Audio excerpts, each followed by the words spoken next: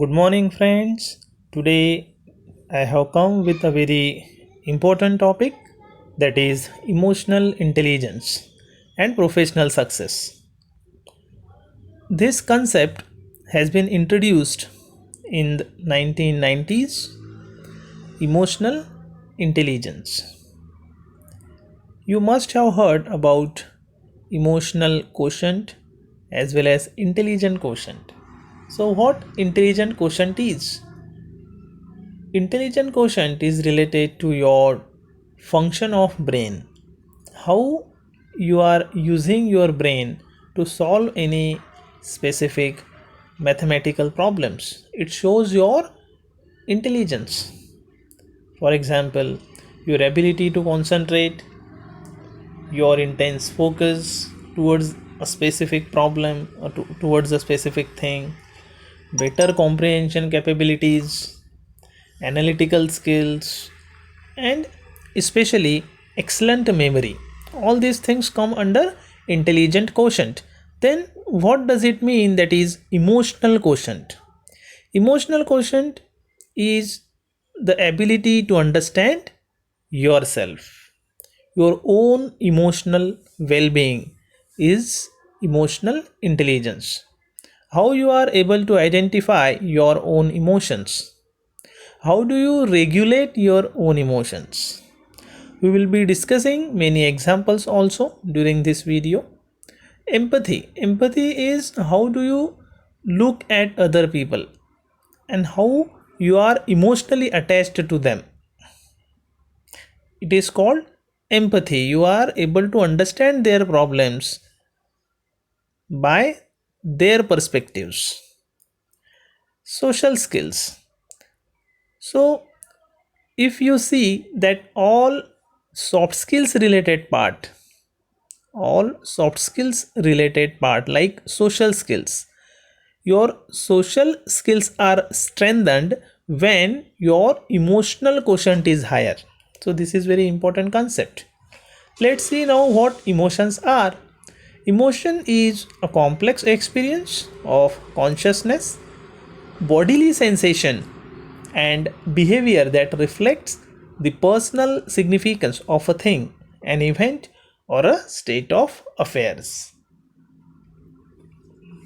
Going into detail, during the 1970s, psychologist Paul Ekman identified six basic emotions that he suggested were universally experienced in all human cultures. The emotions he identified were happiness, sadness, disgust, fear, surprise, and anger. You see that throughout the day, a specific individual goes through variations in emotions. If any person is very happy in the early morning, then there is no guarantee that he will be happier after that, or he will be happy throughout the day. Is there any guarantee as such? No, because our emotions are very dynamic. Our emotions are not stable. But still, if we have high emotional intelligence, means if we are able to understand how our emotions are getting generated through our thought process, then at least we can identify it and we can come on right track, means we can pick up right emotions, isn't it? So see, there are different emotions. Happiness, the first one picture, sadness, fear, disgust, anger, and surprise. There are other different emotions also, like amusement, contempt, contentment, embarrassment, excitement, guilt, pride in achievement, relief, satisfaction, and shame. So, throughout the life, individuals go through all these types of emotions, sub emotions. Some emotions are positive, some are negative. So what emotional intelligence suggests, the theory of emotional intelligence suggests that if you are very much self aware about your own emotions, then you can identify a very specific positive emotion and you can pick it up for longer time. This is the logic behind understanding emotional intelligence. Go through this slide. You will come to know how facial expressions vary in different emotions. Anger, to fight against problems. In this slide, you will come to know that how all these emotions are very important. If I say you that you should be in a state of emotion that is happy all the time, but is it possible? No, it is not possible. Anticipation, joy, trust, fear. You must generate fear, the emotion of fear. If any dangerous situation is there, if all of a sudden you see cobra and if you just take that cobra in your hand because you don't have fear in your mind, what will happen then? You can imagine. So all these emotions are very important in our life. Understanding these emotions and using these emotions constructively to prosper in our life is emotional intelligence. The emotions of sadness. Yeah, you can feel sad for some time when you are attending a funeral of somebody else's, any one of your beloved one, then you will face a kind of sadness. You are in that emotion of sadness, and that is important at that point, isn't it? What is EI? In 1990s, Soloway and Mayer coined the term emotional intelligence, and they defined emotional intelligence as a subset of social intelligence that involves the ability to monitor one's own and others' feelings and emotions, to discriminate among them, and to use that information to guide one's thinking and actions. So this is all basic information about emotional intelligence which was introduced in 1990s. It refers to the ability to perceive. How do you understand your own emotions? Do you have that ability to control your emotions and to evaluate it, to take a judgment of your own emotions is the part of emotional intelligence. Some researchers even suggest that emotional intelligence can be learned and strengthened, while others claim it is an inborn characteristic. It is very important to understand our emotions and what do they do with us. This is really very important. And therefore, Kendra Cherry, psychology expert, summarized the five main purposes of emotions quite nicely. Emotions help us to take action, to survive, strike, and avoid danger, to make decisions, to understand others. Moreover, they help other people to understand us, isn't it? There are some scientific levels of emotional intelligence. The very first one is perceiving emotions, already it is discussed. Reasoning with emotions, secondly, going further, we should respond emotionally to things that garner our attention. Third, understanding emotions, ability to understand our own as well as others' emotions. Only to understand our own emotion is not enough. To understand other people's emotions also, it is very important, because then only you can behave with people in a very proper manner, isn't it? Managing the emotions effectively as per the situation demands.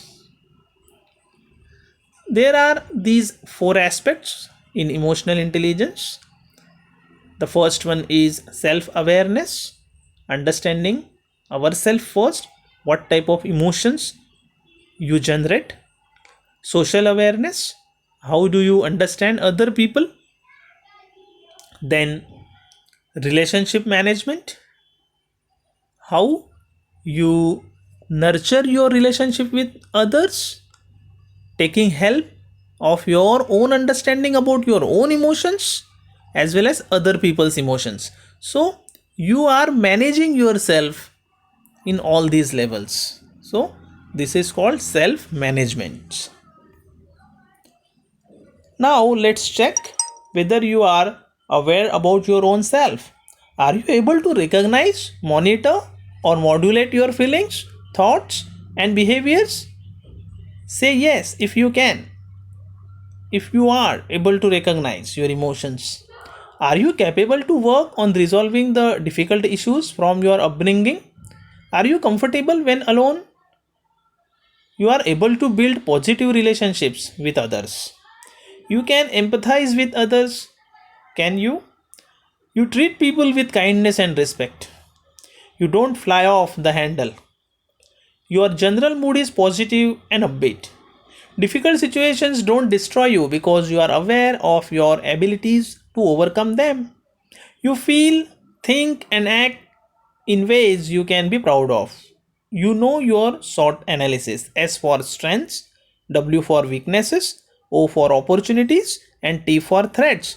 If you are getting more yes here, then your emotional intelligence go higher. It's very simple.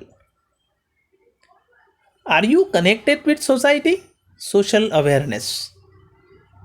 These questions or this slide will show you that are you really connected to society?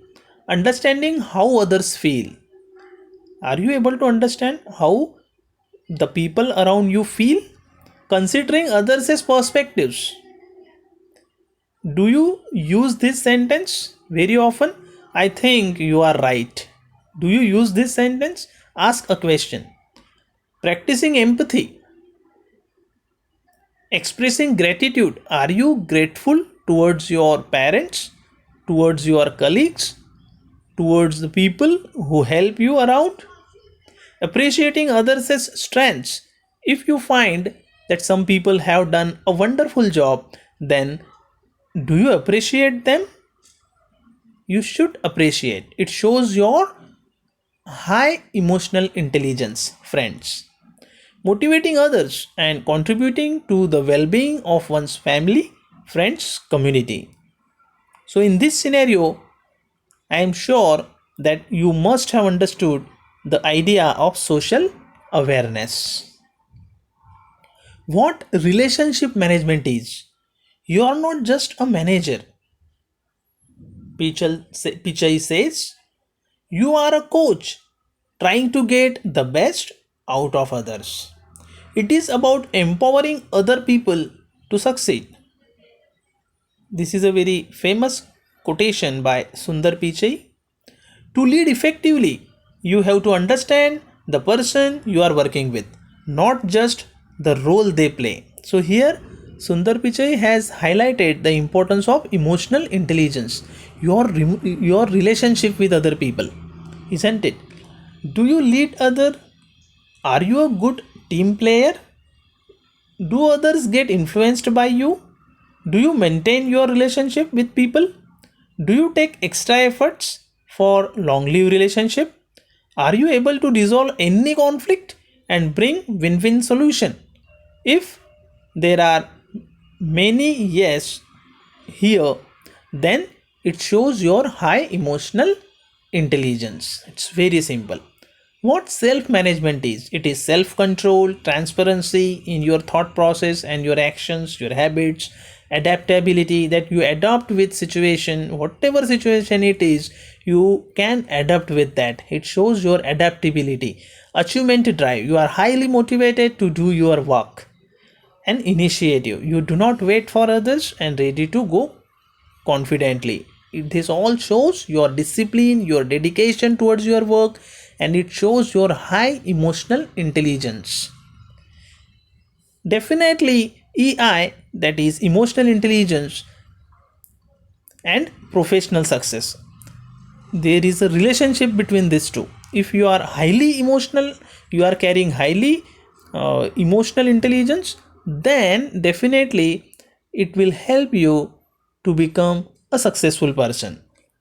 If you are emotionally intelligent, you are able to contribute in a team, you understand the teammates, you do not react impulsively, and therefore your relationship with people are sustained, you become a problem solver and you groom yourself professionally.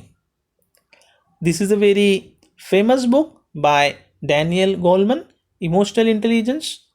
Read this book and definitely it will give you some insight on the concept that is emotional intelligence.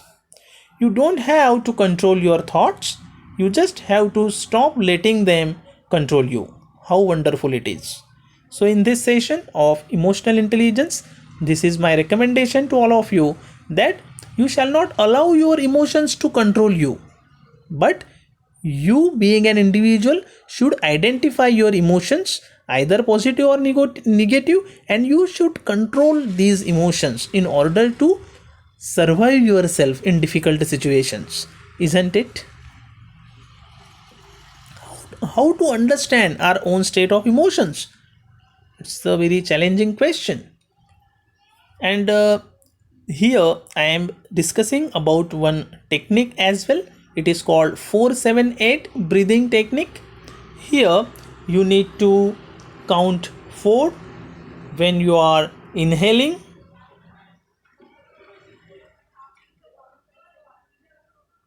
then you need to count. What is the importance of this technique? Benefit of 4, 7, 8. You need to inhale, then count 4, then when you are exhaling, then 8, and you have to hold the breathing for 7. That is called 4, 7, 8. Breathe in 4, hold it, count 7, and exhale 8. So in this way it will allow you to focus what is going on in your mind, isn't it? And it will release some stress as well. So this is a very wonderful technique, you must follow it.